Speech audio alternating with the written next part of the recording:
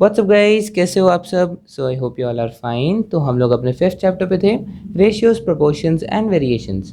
तो हम इसके LOD 1 के क्वेश्चंस कर रहे थे एंड 15 तक हम कर चुके हैं। So let us start with question number 16.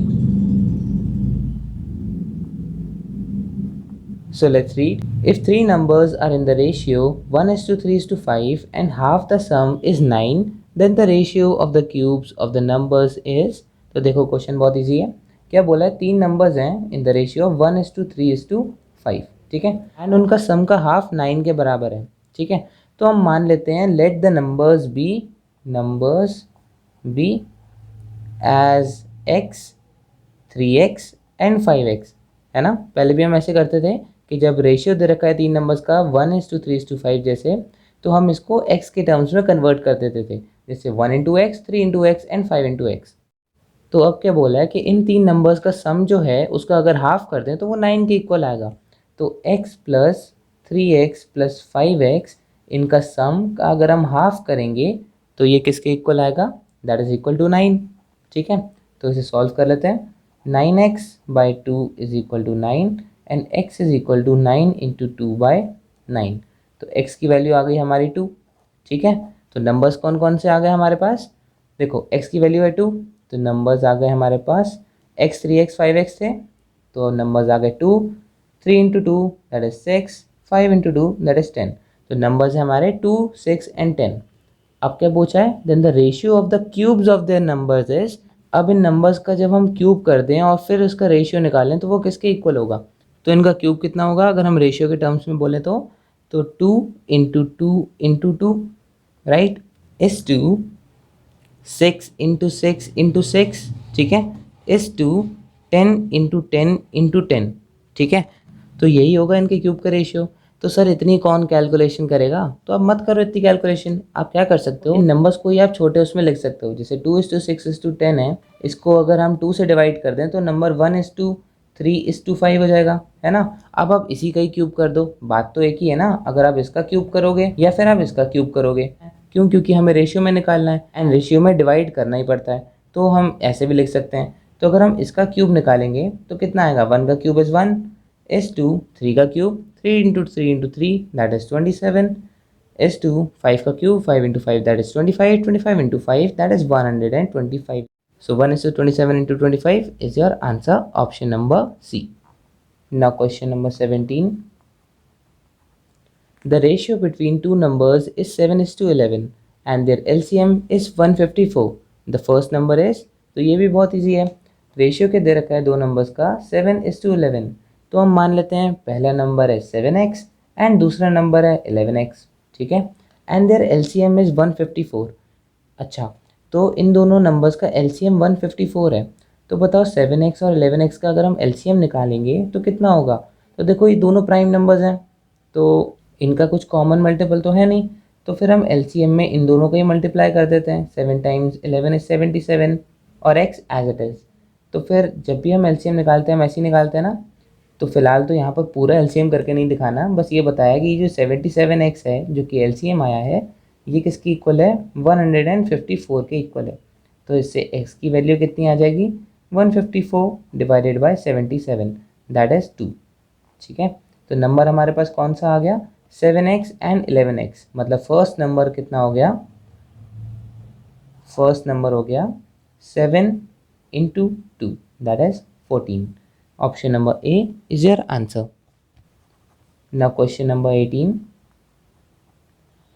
P and Q are two alloys of aluminium and brass prepared by mixing metals in proportion 7:2 and 7:11 respectively.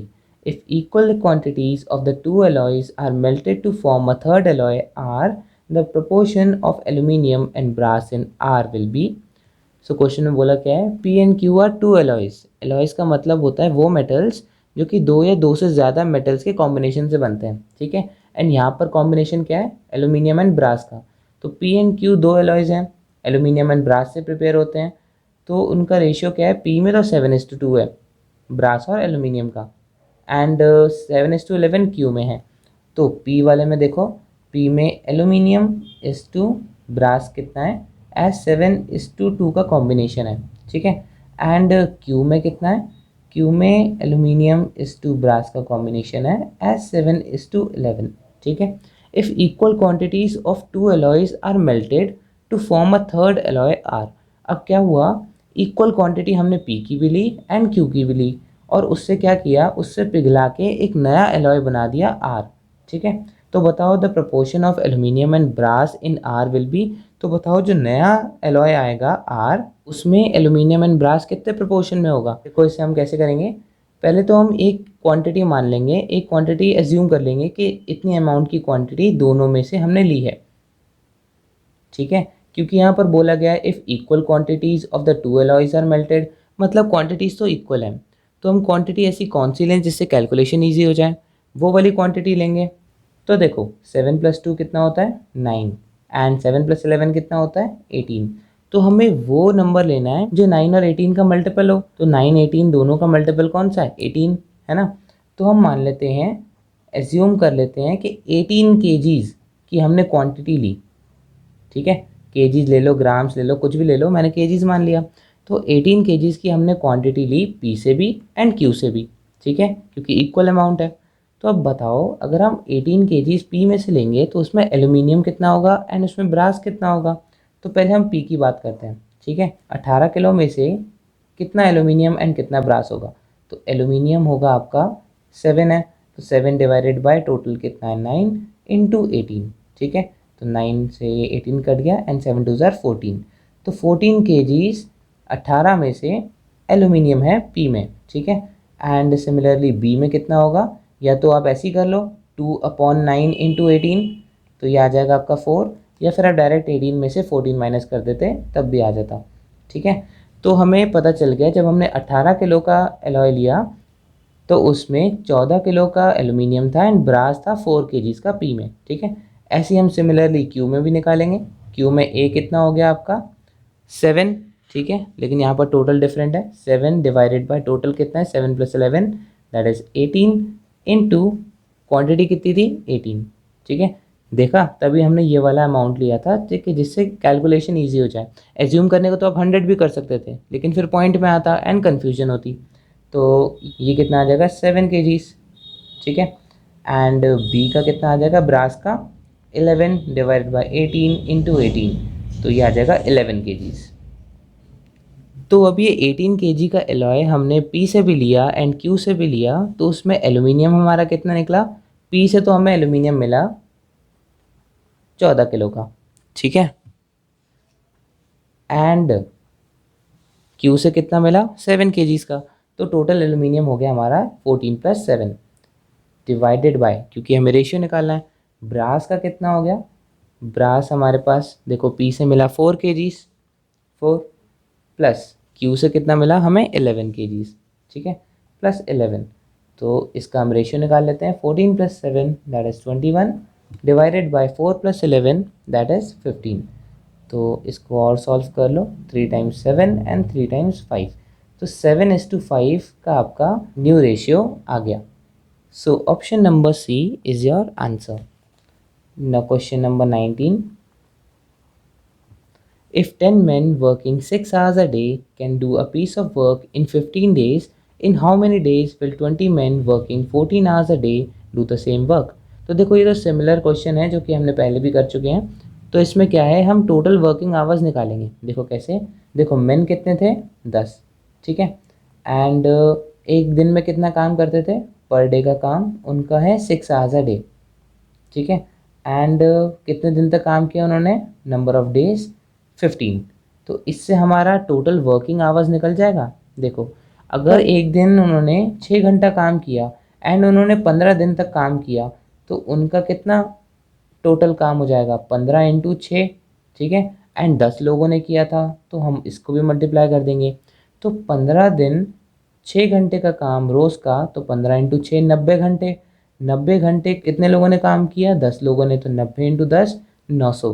तो टोटल 900 घंटे का काम होता था, तो एक पीस ऑफ वर्क कंप्लीट होता था। तो हमने मान लिया वो पीस ऑफ वर्क है x, ठीक है। अब पूछा है in how many days will 20 man, अब हमें दे रखा है 20 मैन तो हैं, मल्टीप्लाइड बाय वर्किंग आवर्स हैं 14 आवर्स, तो पर डे का काम है 14, मल्टीप्लाइड बाय, हमें number of days find out करना है तो इसे मान लेते हैं y। तो वो कितना काम करेंगे, सेम वर्क, ठीक है। सेम वर्क मतलब 900 आवर्स कही, तो इसे तो कोई चेंज करने की ज़रूरत ही नहीं है, x की ज़रूरत भी नहीं थी इसे लेने की, तो 900 हम आवर्स लिख लेंगे। तो इस क्वेश्चन में वही था कि 15 दिन में 10 लोग अगर पर डे का काम 6 घंटे का करेंगे तो एक सर्टेन अमाउंट ऑफ वर्क होगा जो कि 900 घंटे का। अब सेम वर्क 900 घंटे का, ठीक है, 20 लोग 14 घंटे पर डे में कितने दिन में कंप्लीट करेंगे, यही क्वेश्चन तो बनी। मेन इंटू पर डे का काम into number of days equals to total working hours, ठीक है।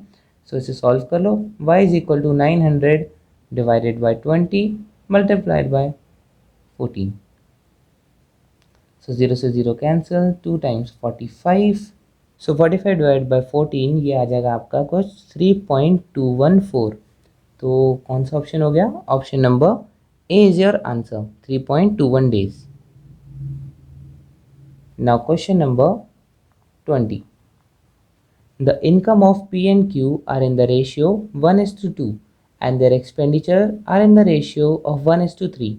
If each saves 500 rupees, then P's income can be। तो देखो क्या बोला है, P और Q की इनकम का रेशियो दे दिया है एंड एक्सपेंडिचर का रेशियो दे दिया है, तो और बता दिया कि उन्होंने दोनों ने सेव करे 500 रुपीज़। तो बताओ P की इनकम क्या है। तो हम मान लेते हैं हम इनकम को, ठीक है, एक्स के टर्म्स में डिफाइन कर लेंगे, ठीक है, एंड एक्सपेंडिचर इसको हम वाई के टर्म्स में डिफाइन कर लेंगे, ठीक है। एंड इनकम माइनस एक्सपेंडिचर कितना होता है, सेविंग्स, राइट। तो हमारी इससे इक्वेशन बन सकती है, बिल्कुल बन सकती है। तो देखो यहाँ पर हम मान लेते हैं this is P and this is Q.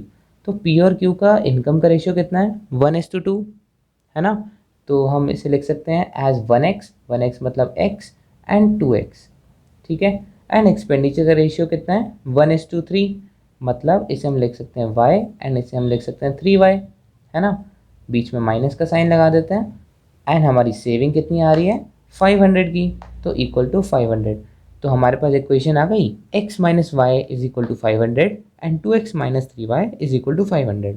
बस इस इक्वेशन को सॉल्व कर लेते हैं। तो पहले फर्स्ट वाली इक्वेशन देखते हैं, x minus y is equal to 500, तो y की वैल्यू कितनी हो जाएगी, x माइनस 500, ठीक है, इक्वेशन नंबर 1।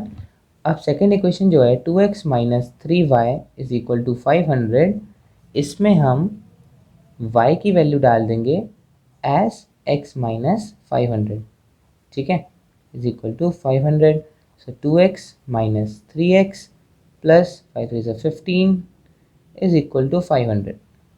सो 2x minus 3x minus x, 1500 को उधर लेके जाएंगे, ये हो जाएगा माइनस का 1000, माइनस से माइनस कैंसिल एंड x की वैल्यू आ जाएगी 1000, ठीक है।